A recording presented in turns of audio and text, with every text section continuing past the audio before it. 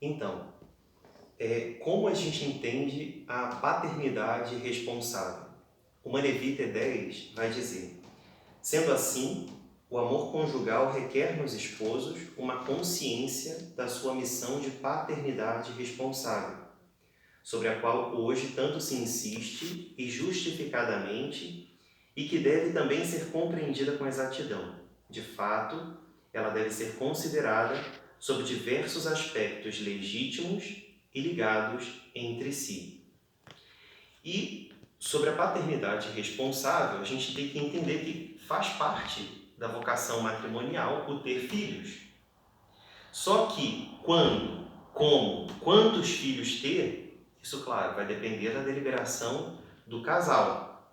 E isso está relacionado com a paternidade responsável. Agora, tentando resumir o que é a paternidade responsável, significa que os esposos vão afirmar entre si: nós queremos e amamos os filhos que nós podemos ter. Nossa, essa afirmação pode ser forte. Só que, para a gente entender melhor essa afirmação, a gente tem que entender dois tipos de mentalidade que são diferentes. Por um lado, uma mentalidade que é contraceptiva, né? Que é aquela de que eu posso ter filhos, mas eu não quero. Por outro lado, a gente tem uma mentalidade que é aberta à vida, que vai dizer: eu quero ter filhos, eu quero ter mais filhos, mas agora eu não posso. Não significa que depois eu não vou poder. Agora eu não posso. Então, essa abertura à vida, ela exige uma paternidade responsável, né? Para a gente entender melhor, eu gostaria de ilustrar essas duas mentalidades com dois exemplos, que na verdade são dois casos até um pouco extremos. Por um lado, a gente pensa num casal que já tem dois filhos, a mulher ela está desempregada, o marido ele trabalha, mas recebe em torno de R$ 800 por mês para sustentar a casa, os filhos, né? Então a gente sabe, né, como funciona a questão dos gastos e tal. Eles não têm nenhuma reserva econômica e em alguns meses eles ainda têm algumas despesas que são a mais, porque uma criança fica doente, tem que comprar remédio e tal. Esse é o caso, né? Esse casal delibera junto e chega à conclusão de que nesse momento, né, devidas às circunstâncias deles, nesse momento eles não podem, eles gostariam, mas eles não podem ter mais filhos.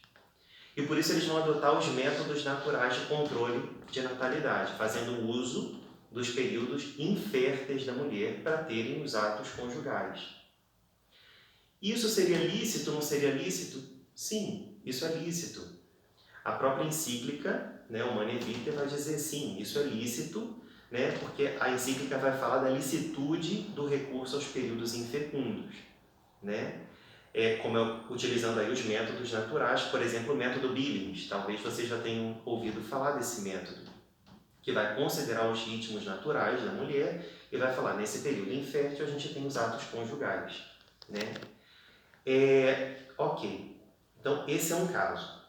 Por outro lado, a gente tem um jovem casal, né? Um casal bem jovem, recém-casado, e aí eles vão deliberar juntos que, na verdade, eles são muito jovens e eles queriam desfrutar do casamento, queriam viajar, eles fizeram vários planos de viagem pelo mundo, queriam construir uma super casa, comprar um bom carro e eles teriam condições, né, inclusive econômicas, para poder gerar uma vida, educar essa criança, mas eles pensam que não, agora não, porque isso, uma criança agora iria arruinar os planos deles, porque eles não iam conseguir ficar presos à criança, não iam poder fazer as viagens que eles gostariam.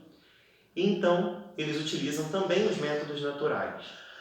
Só que agora eles pensam nisso, eles não querem ter filhos, né?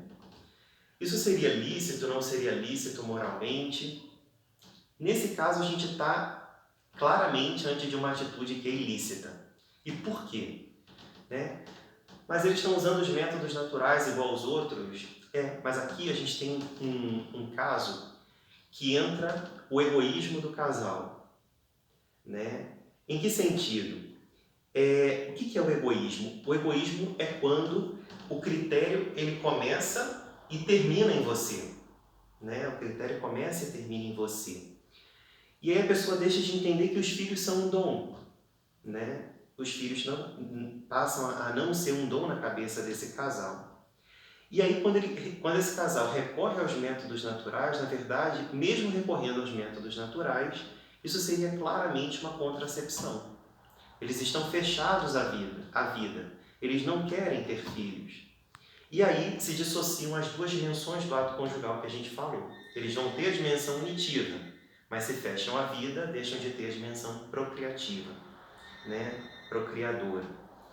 E sobre isso, o Catecismo da Igreja, no número 2368, vai dizer: por razões justas, os esposos podem querer espaçar os nascimentos dos filhos.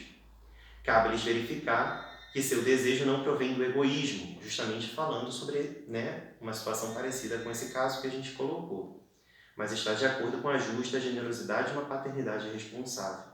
Além disso, regularão seu comportamento segundo os critérios objetivos da moral.